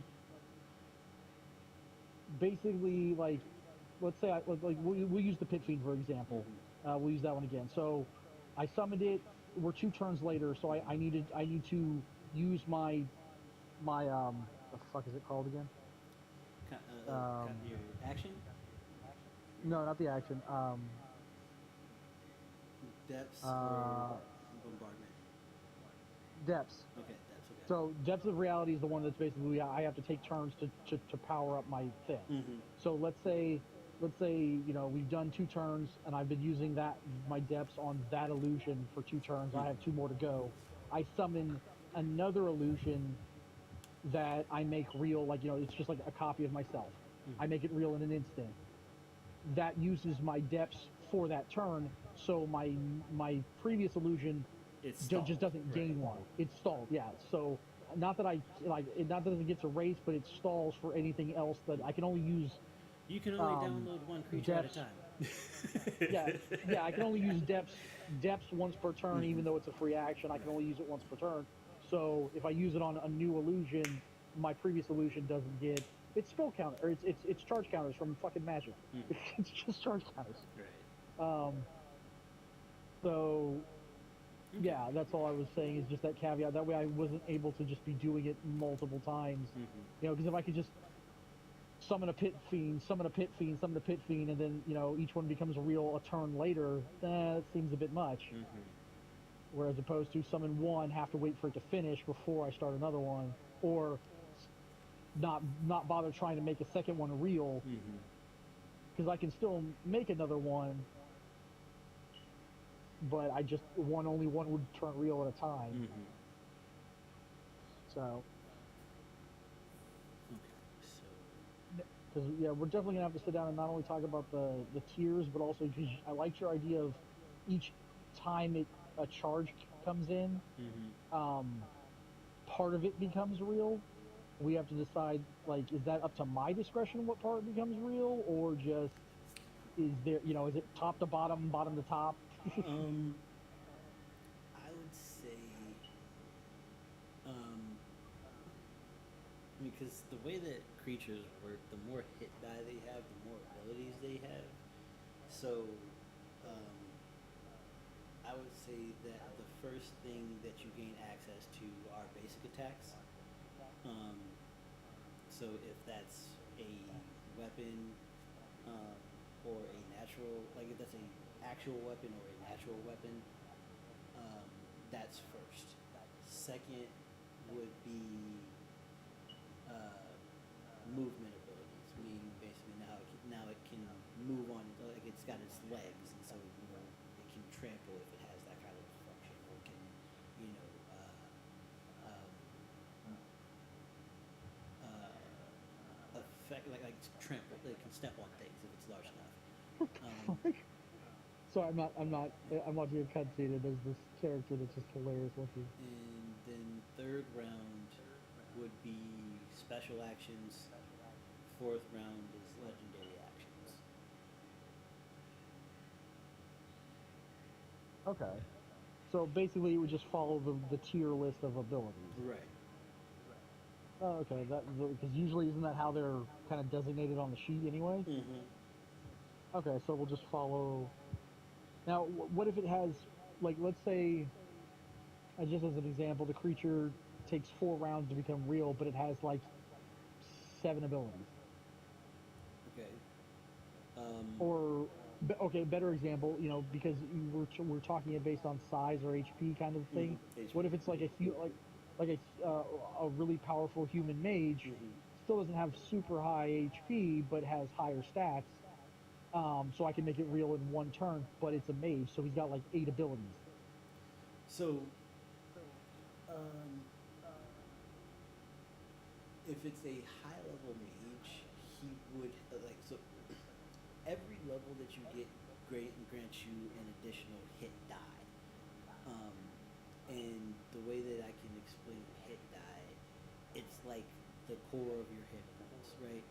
Um, for example, in Elden Ring, increasing your Constitution increases your hit points, but you also have a base that you gain every level. The base that you gain every level is your hit points. Rather, is your hit die. So let's. Well, hold on. Problem with that, and correct me if I'm wrong, Mech would probably know the best of this one. But Mech, unless you put points in the Constitution for Elden Ring, your HP doesn't go up at all. Your Constitution or Vitality gives you the most bumps in your HP, but your other stats still sometimes can give you minor increases. But effectively, if you do not raise your Vitality, your HP will not go up. Okay. Yeah, Okay. yeah, okay. So it's the whole Like of your raising your example. strength would still give you an increase in your Vitality, but But raising your Vitality, intelligence won't. yeah, but Vitality will give you the biggest jump into it. So there are builds that people do where they do not put any points into their Vitality to basically see how well they can do with it. Okay. So, for example, let's just say increasing any of your attributes in a Souls game gave you 1 hit point, but increasing your vitality gave you 4, right? Though 1 hit point is your hit die. So once you've got a level 200 character, if you never put anything into vitality, you would have 200 hit points. But if you had, say, 50 points in vitality, you'd have like 300. So Okay. the hit die of a creature, and like I kind of referenced that in Heightened Senses, your core talent. The hit die is the levels that you have. So since you're a 5th level caster, or rather since you're a 5th level character, you are a 5 hit die creature. The young dragon that you guys fought last week, that was a 11 hit die creature because it had 11 d10, and then it also had an additional value that bumped its HP up to where it was. Yeah. Kareem, Mhm. I have a question. Yes. This came to my mind since Janemba is literally playing an illusionist. Mm-hmm. Does he have access to mirror image? Yes. Yes. Have you, like, so with the access to discussed mirror that. image? Okay, What- sorry, no. I checked out for a second because I went to go make some food. No, we didn't discuss it today. Me and Janemba, we discussed that separately, but go ahead and ask your question so I can clarify if necessary. Yeah, so with the mirror image capability, Mhm. how, like, And his aspect? wouldn't... No, not with just, like, in regards to his aspect, by making it, like, an actual copy of him, something that would make, I feel like would be fun and help with the support, is essentially it works as like a clone, but it's temporary with the mirror image. But he's able to cast twice the amount of spells. Yeah, that's actually how it already works. I'll say. Yeah. Yeah. Like literally, when I cast mirror image, He does what it's Mech shadow did. clone. Right. Like he makes a shadow clone with his mirror image. Yeah. So what? Except it's not random chance. Right. Yeah. I've actually been trying to avoid using that because the way mirror image works is you get 1 plus 1d4 clones, and then each one of my clones is an illusion. But if I but I can make them real, then each one of those would be able to cast the same spell, and I could just continuously. I could do the Naruto Shadow Clone bombardment, like I can do that, and that I'm trying to avoid that at least in these early fights, because if I did them now, I could literally stop all of you from getting turns. Mm-hmm. And I already knew about this. That's why I haven't been using it. I'm waiting for us to actually get to a situation that warrants it, because that wouldn't even be fun for me in this situation. Exactly. I've like withheld. Like I only used because I could start every combat using my negative impact arrows, but I only been using them on things that require death. Yeah, that's why I've been holding back a bit too. I wanted to see exactly like what it would be like to be able to summon these giant retarded creatures, but I'm like, yeah, this is a thing. yeah. Oh, actually, Yeah. Kareem, I did have a caveat to one of my other powers. Yes, sir. Where was it? No, that's not it. Where's... You're familiar with I Phantasmal thought I- Force, right, Bean? Phantasmal Force, isn't that when you like summon the illusion of spirits around somebody? Yep. You summon something to terrify And you somebody, use sight. and Yes. only the person that you target is able to see. Yes. So combine that with Leland's depths. How do you think that would work? Depths of- well, if it's solely seen for the actual person, like based off of single target, creates the fear of that person. But with Leland's ability, it should be able to multi-target. But on top of that, the depth are going to make it real. Essentially, it just seems like living nightmare. So, the way that I roll on it, and I am open to interpretation on this, but since it is a single target spell and the person that you target is the only person that can see it. When he makes it real, he's still the only person that can see it, but he's not. But that target is not the only thing that can be affected by it. So, one person on the enemy team, or one member of the enemy forces, is going to be able to see the thing that's tearing apart everybody else. Mm-hmm. If that were what he decided to do with Phantasmal Force. Because oh, sorry, go ahead. I feel like that stays true to the spell, but also Having, I could see. I'm trying to think because there's something that's snagging, but I can't like put my finger on it. because people get wrecked by displacer beasts. Yeah. I mean, to be fair, Displacer Piece ain't shit to fuck with. So. Right. Yeah. So. So like trying to. Well, correct me if I'm wrong. Who's seen the new D&D movie? Yeah. I have. The thing they fought in the maze. That's a displacer beast, right? Yes, correct. Yes. I feel like that thing's not that dangerous, at least as the ways they presented it, because it's like, okay, 9 times out of 10, the thing you're looking at is fake, so punch behind you.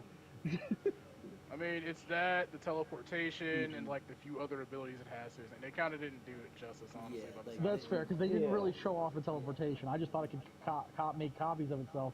And I'm like, they can make one copy, and you know the one it's showing you is It not can make itself. copies. It could blink itself. It can- like could do a Ah, lot. yeah. It can go. Yeah, it they can didn't show focus that on- off then. Right. So like the thing about Okay, Displacer that's Beast fair. is that it is a Feywild predator. Like it's used to hunting things that can do all kinds of like sensory effects. So to combat that, it decoys its prey with a copy of itself in order to like, get anything that could potentially throw it off or damage it severely gets displaced on the illusion as opposed to the actual creature, leaving the prey exposed for all of the pouncing goodness. Like I appreciated that they had the displacer piece, but when I saw all that they did with it, I was like, we didn't even get to see it. Like they didn't even fight it. But the urgency Yeah, that they, they like, had enabled it. when they saw, like when they realized that thing was in the field, that's how people are supposed to react to a displacer beast. It's like I don't want to fight that thing. Better question is how the fuck did they get it in the maze? It's I think It the was a reason why it was limited, right, is those magic reducing collars. Mhm. So like, I think that was the only reason why. Well, besides budgeting and shit, how it would work is that that collar, the collars that they had was put on that beast, so it would reduce its magical ability, so it couldn't blink out of the arena. That makes sense. Sorry. I'm gonna go to the bathroom The- real quick. I'll be back in like a few. Great. Cool. I actually forgot I had this power because I hadn't used it. The Leomon's tiny hut. Honestly, to alter that, where is it? Yeah, the way I would alter that to make it more in line with our characters is have it to where it's a replacement option for, like, if I choose, like, it's a replacement option for movement. So if I choose not to move, I can cast that instead of moving, but if I choose to move, then casting it as an action. Okay. Like, that's what I would do with that power. Because everything else about it seems fine and fair. It's just taking a turn with, like, what we're planning on facing, what I imagine we're planning on facing, if this is just a preamble, then I'm going to need to be able to cast protections while still being, like, party buffing or offensive. Right. So Yeah. Okay. I'm cool with that. okay, so we will. Then I think what we should do, Kareem, and and we'll let MEK and Mac, obviously decide. But since we're spitballing everything here, hopefully we can talk to the rest of the group, i.e. Chloe, Thursday. So I think we should do a shorter stream on Thursday, and maybe spend the last hour of the stream just going over the finer points of the alterations. Right. That way we can have them done and ready for Friday. when we start for Friday. That works. I'll go with that. 'Cause I know we haven't been able to put as much office time into Fridays as I would like to, but that's thing we're changing this month. But since we are actively podcasting now, it's way more important to actually get this stuff done throughout the week. So I will be putting some emphasis on that, and realistically, it might even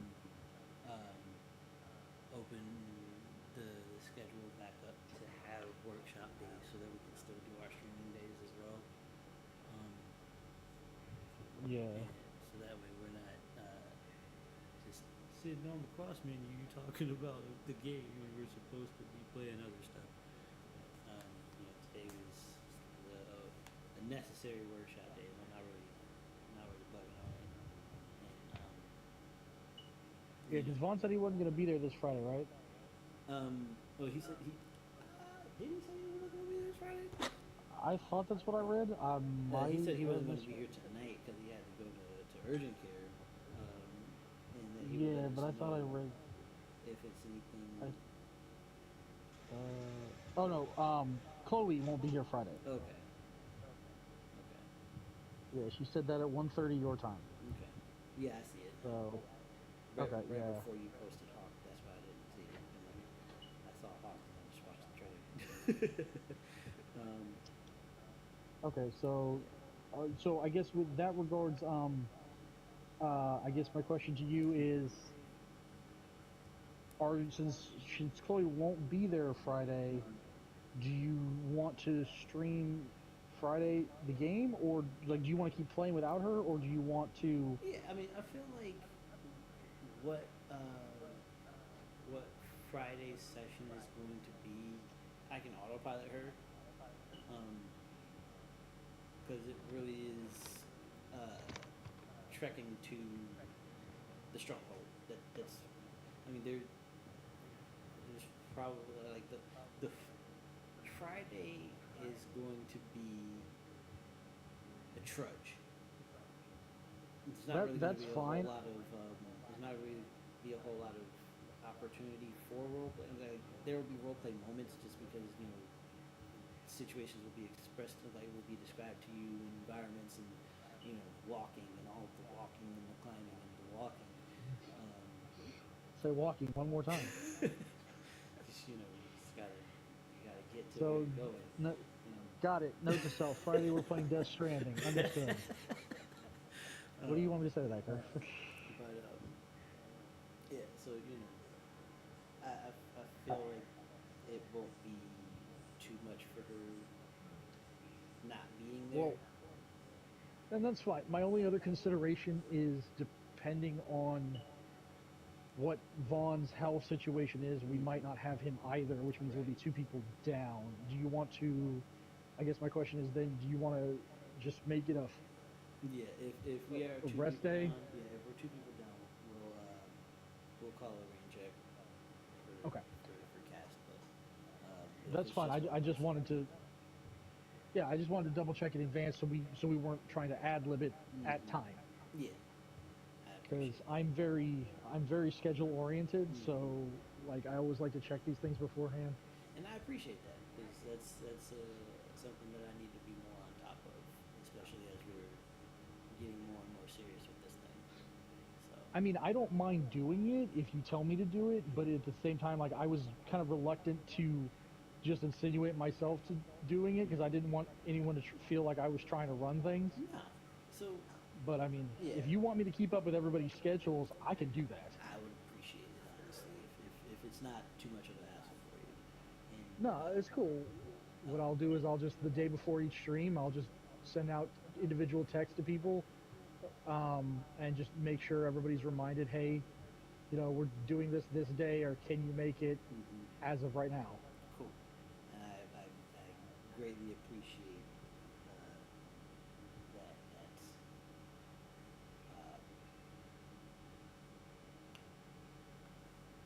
Initiative? I feel like that's the wrong word. Well, I look at it this way. This feels like this at first was starting to feel like a group project at school, and then I realized for the first time in my life it was a group project where everybody else was actually trying to pull their weight. So it was refreshing. Like, holy shit. So, Look, we're on an actual team. Yeah. I'm back. Yay. What's up? To summarize, oh sorry, do you want me to do it, Chris, Yeah, go or do for you it. want to do it? Go for it. Just we discussed one of my powers being one of my normal powers, augmenting it as to a movement replacer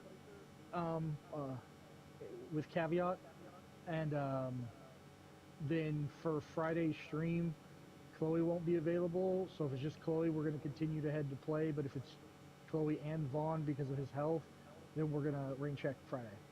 Yeah, it's standard practice. I know. I was discussing with Kareem because that, and then I guess unless anybody else here that's present has Objection. dislike for objection for, that was the word. Thank you. I'll be handling checking on people's scheduling. So that way Yeah. we know who's going to be where. We have a head count before we get to like before 10 minutes before stream. We have a head count. Yeah. So usually between 1 to 2, I'll say 1 to 3 p.m. my time. The day before any stream, I will be messaging everybody for a head count. Yeah, I'll usually let you guys know if I'm not. Yeah. Yeah, you're good about it. I'm just going to be throwing out like a standard message just to remind people, hey, let us know if you got plans, and because everybody gets absent-minded sometimes. So Yeah, makes sense. You already know my routine. If classwork comes up, I will ditch all of you. yeah, no, that makes perfect sense. And no one is even remotely offended by that, sir. I just met with bank today. I'm waiting to hear back on credit line approval. And once that comes in, we will be uniform in our gaming endeavors. The- And additionally, our production value will be able to go up because I'll be able to pay Bean to edit stuff and pay Janemba to keep track of schedules And Heads actually, up, I'm gonna need like a time window to get used to the editing software because yeah, that's fine. the editing software I used was complete ass, so I'm gonna have to relearn whatever you got.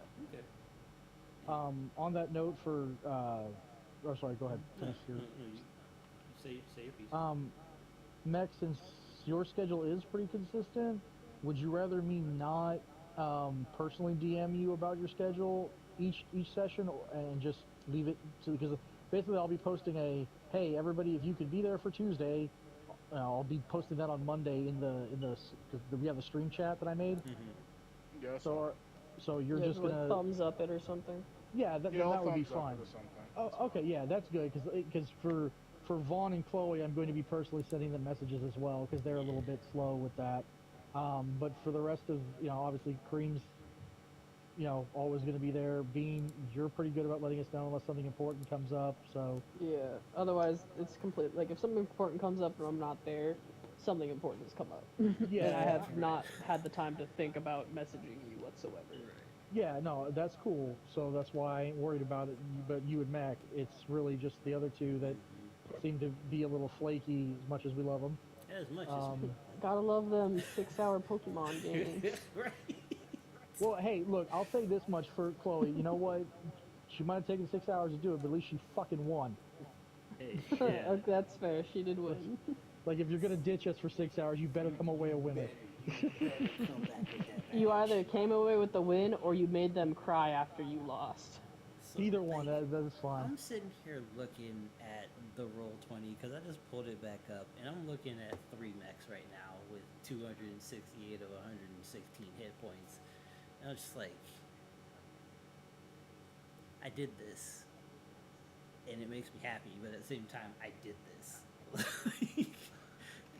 It's okay. Yeah. While Mech has super high health, I have super high resistance to everything. Right. 'Cause- So I have like 300 plus temper health currently, if I'm not mistaken. yeah, Like, and it's fine. So- and oh. Mac is sitting at freaking 44 AC, so literally 48 untouchable. AC. 48 AC. I'm sorry, literally. And then untouchable. resistance to almost every damage type so far. So I guess my to get on the specifics of my aspect real quick, Kareem, if we're good with that. Yeah. So if we're basing it a turn based on category of hit dice, then what I need to know is what's the highest hit dice creature in the game? The highest hit die creature in the game, I do believe, is 25 hit dice. 25 hit Good. dice. I think. Is that a Tarask? Yeah. If I'm not me mistaken, that's pull the up- biggest baby. Okay. So Well, if that's the case, then why don't we just roll all the creatures into a category 5? Mm-hmm. So the first 5 hit dice is category 1. Mm-hmm. 10 hit die, 6 to 10 is 2, blah blah blah blah blah, and then each category is how many turns it takes. So it would take me 5 turns to summon a Tarask. Right now, at this level, at level 5, it would take you 5 turns. What I was suggesting is that it goes by your level. So next level, you'll be able to summon anything with 6 hit die or less in a single turn. So if it's your strength or lower, you can just make it real. If it's higher than your level, then like if it's for every 4 levels higher than you it takes an additional turn to bring it out. Does that make sense? So since Okay. you're level 5, if you want to bring out something that's level 9, it'll take you 2 turns. If you want to bring out something that's level 5, it'll be 1 turn. When you hit level 8, you want to bring out something level 7, 1 turn. You want to bring out something level 9 through 13, it's going to take an additional turn. Okay. Yeah, so okay, that works.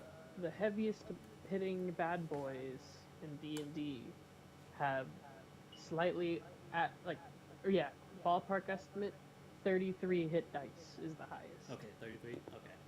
All right. Yeah, Okay. with So the 6 turns. Tarask and then Tiamat. Right. So Well, literally that's a God. god,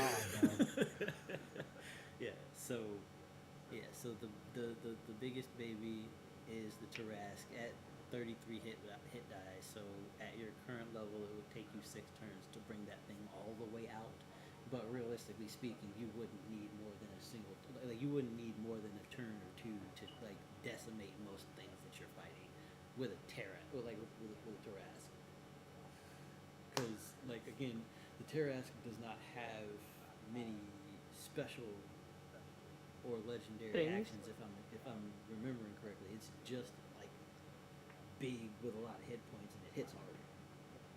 And it also has resistance to everything. Okay, yeah. Yeah, it's a literal living tank. Right.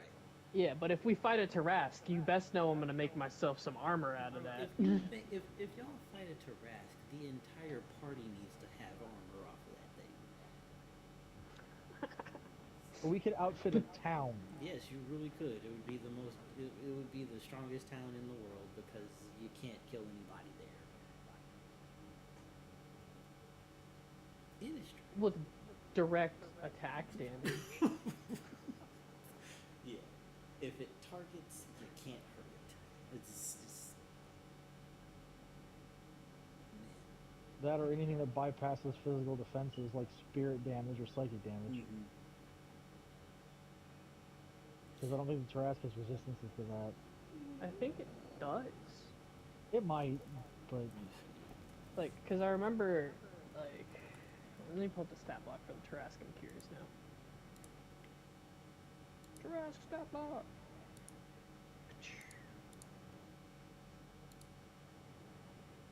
Oh yeah, it's not what you supposed Oh, apparently this is different than what I thought it was, because it's not resistant to magic. The fuck? Did they change it for 5e? I think the 5e one's dumbed down. Yeah, the Oh. 5e Tarask is not Is that- nearly as dangerous as the 3.5 Tarask, because the 3.5 Yeah, Yeah, Tarask the because is a 3.5. beast, bro. Yeah, because I remember even reading it in the 4e Tarrasque was Mhm. stupid. Alright, now let's go into the 3.5 Tarask. Wait, that's not the 3.5 Tarask. Fucking liar. D&D Beyond, you piece of shit. 3.5 Tarask. Oh, it's TAR. Dur.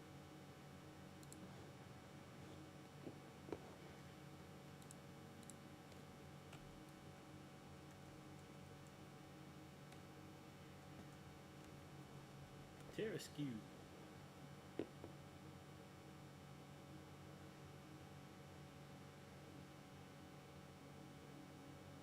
Here we go. Wikidot. SRD. Alright. So, Okay, so acid resistance, cold resistance. the Tarask DR. has 20 D20 plus 300 hit points. Bite attack plus 46 to deal 16 D10 plus 26 damage. Special attacks, anti-magic arsenal, improved grab, frightful presence, spine, and swallow whole. Acid resistance 20, cold resistance 20, DR 20, electric resistance 20, fire resistance 20, regeneration 20, fury of ages past, scent and spell resistance 32. So, any element that does fewer than 20 points of damage does not hurt it at all. And anything that is not, rather, anything that that does attack it is immediately reduced. Any damage that it does take is immediately reduced by 20. And then any spell that's cast on it, the caster has to exceed a 32 on a spellcraft check, or the spell is literally nullified against its skin. It has 50 strength, 40 con, 14 wisdom, 14 charisma, 3 intelligence, 16 dex. So anything that is smaller, anti-magic arsenal says it repels magical energy as a standard action. The terrorist can unleash a roar of anti-magic spittle that covers a 100-foot cone, replicating greater dispel magic and making dispel checks against all active effects. Further, it spits anti-magic. It spits dispel magic, and the saliva itself acts as an anti-magic field. Yep. I take it you're not going to let me summon a 3.5 Tarrasque. No, sir. No, sir. Yeah, like I said, the Tarrasque, I remember my friends describing it to me. That thing was designed to, like, not even the gods can kill that thing unless they all work together practically. The very sight of a Tarrasque is enough to make people void their bowels. Anyone who witnesses the Tarrasque attack or charge must make a will save DC 35 or be frightened for the rest of the encounter. If they already save successfully, they must save again every turn in which the Tarrasque attacks. Jesus Christ, how do you fight that? It's attrition. You fight it with attrition. You throw a rod of death down its throat. But actually, that wouldn't even work because I'm reading Swallow Whole. Listen to this. The Tarrasque can try to swallow a grabbed opponent of gargantuan size or smaller with a successful grapple check. Once inside, the swallowed creature takes 20d6 points of crushing damage and 20d6 points of acid damage as they are buffeted and immersed in the Tarrasque's stomach. The swallowed creature also takes this damage for each of the Tarrasque's turns that pass with them inside. You must make a constitution check every round to avoid drowning. Creatures that die in the Tarrasque's stomach cannot be resurrected by any means. that require remains. So literally, a true wish is the only way to bring back somebody that's been eaten by a Tarrasque. And then secondly, the interior of the Tarrasque is under a constant anti-magic field. If you use psionics in your game, they are similarly suppressed. The only way to get out of the Tarrasque's gut is to deal 50 points of damage to its stomach lining with a light slashing weapon in a single turn, at which point you are trapped, at which point you are freed. The lining is easy enough to hit, but suppression of magic spells doomed for anybody that's swallowed. So in its really stomach, only it can a- hold 2 gargantuan, 8 huge, 32 large, 128 medium, and 512 small or smaller creatures. So realistically, the only people that can get out of its stomach would be like a barbarian with a scimitar using pure damage. Yes. If a mage gets eaten, they're fucked. Yes. If a mage or a That's psychic cool. gets eaten, you're done. Like, you just... That's fucky. That's fucky. That thing is fucky. Yep.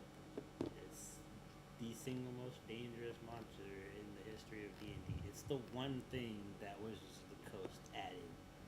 Like, this is the one thing that they created. Where is that as my magic card? Is there a D&D magic set? There is. Yeah, there's 2. Adventure in Forgotten Realms, Battle for Baldur's Gate. Oh, nice. Forgotten Realms is an actual standard set, so it was in standard rotation for 2 years. Baldur's Gate is a commander's only set, though. Okay. That makes sense.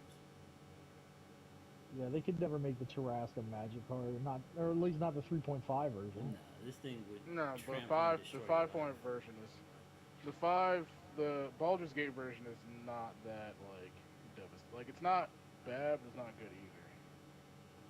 So what would, if you were to compare it to something that I know about, what would you say? Hold on, where is it? Find the card right now. Let's see. The Tarrasque is legendary creature dinosaur. It costs 9 mana, 6 generic, 3 green. The Tarrasque has haste and ward 10 as long as it was cast. When the Tarrasque attacks, it fights target creature defending player controls. Ward 10 means that whenever it becomes target of a spell or ability, that player has to pay 10 mana or the spell or ability is countered. Damn. Yes. So effectively, unless you just blow up the board, it will sit there because if you don't have the 10 mana to pay to counter its effects, or you don't have a spell that just says this spell can't be countered, like there's a spell called Void Rend that says this spell can't be countered, destroy target non-land permanent. That's probably the only thing that can do it, and Void Rend is technically exiling it in a sense, but like yes, it's like if you don't pay the mana, the Tarrasque will just sit there eating your life. And if you casted it, it has haste and fucking Ward 10, so it'll just be there for the rest of the fucking game. Now So, someone can still counter you putting it out though, right? yeah, someone can still counter you putting it out, or if they have a spell that can destroy, but it says the spell can't be countered, then they can do it that way. But otherwise than that, nah, like it'll just sit on the board, so have fun with that. That's pretty mean, but not unwinnable. Yeah, it's not unwinnable, but it is just a mean card. Yeah. Okay. I would still love to see that thing with Hall of Mirrors. I'm reading over the 3/5 Tarrasque, and I'm reminded just how dangerous this thing is. It can fire a spine off of its head as a move action with power attack. And like it can shoot its horns at anything within its attack range, and they grow back next turn.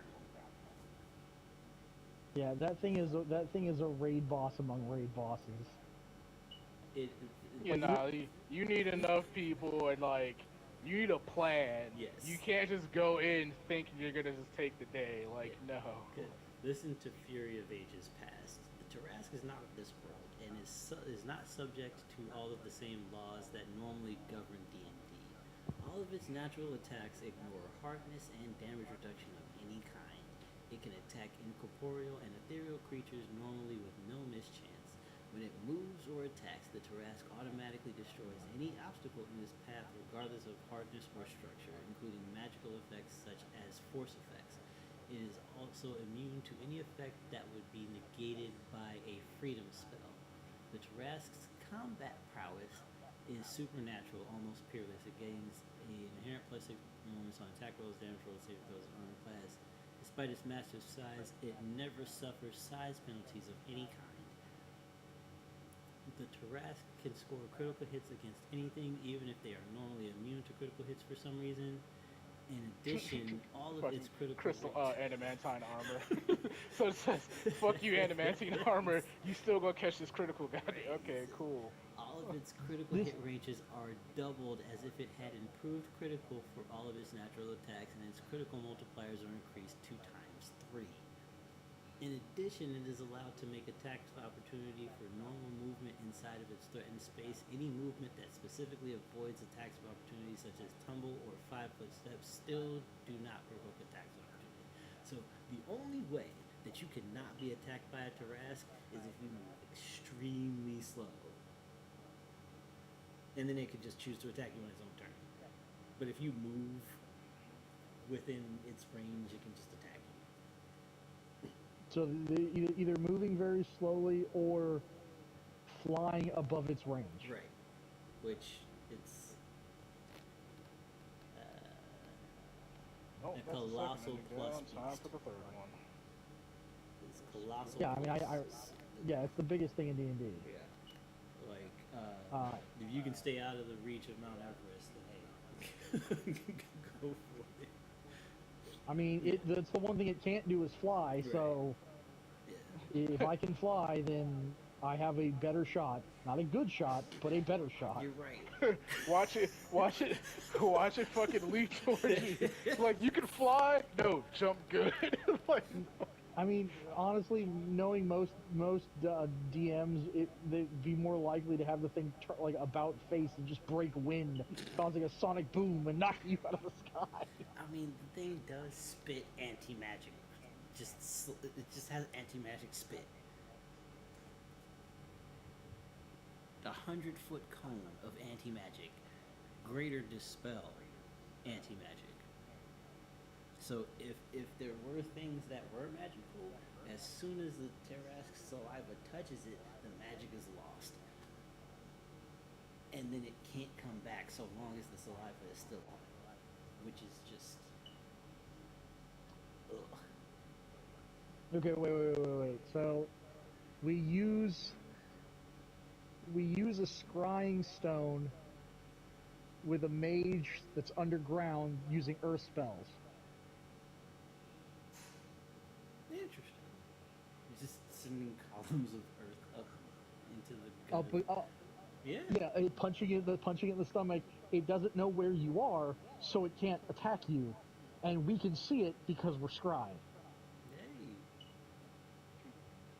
That's actually pretty smart. Because remember, there is no war in bossing say. there is no war in bossing, so... Nothing. Oh god, there was another book, too. Nothing. Yeah, that turns out. These raids to upgrade the settlement are like they're so Boring? few and far between. But also yes, boring. Yeah, they were a little annoying for me. I tried to knock them out quick. Like, it would be better if they had more elite units there, like a mini boss or something you had to fight on each one. But Well, I'm just thinking like this is the way that you upgrade your settlement. This is the only way you can upgrade your settlement to increase your noun besides gaining some allies. Because I know that like a couple of the alliance quests boost your standing. But, like, yeah, they also this is give you the main way materials you and boost shit. it. It's like. I mean, that's how Vikings did shit. They pillaged. Mm-hmm. I mean, yeah. It's like I feel like instead of like a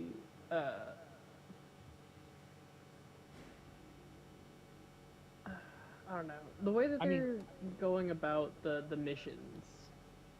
I agree with you. They seems should a have. little- They should have had a mini game kind of like on Black Flag, where you sent out, like raiding parties. and raiding parties to get resources, and that would just happen at a slower rate or something, or like offline while you weren't playing, so you could come back and have extra resources. They definitely should have done something like that. That way you could just speed it up by raiding manually, or do it, or take longer by doing it using the computers to do it.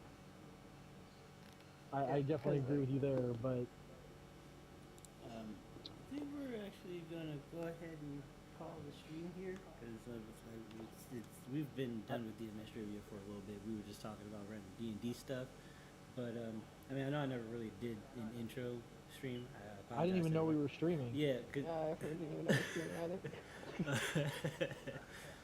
Well, shit, dude. Yeah, when I said I was going to start the streams, like, like when you asked if we were going to be just workshopping or if you were, if you could play something Well, else. yeah, and you said workshopping, Yeah. so I thought you meant we were just workshopping, not streaming. We were workshopping on stream, but.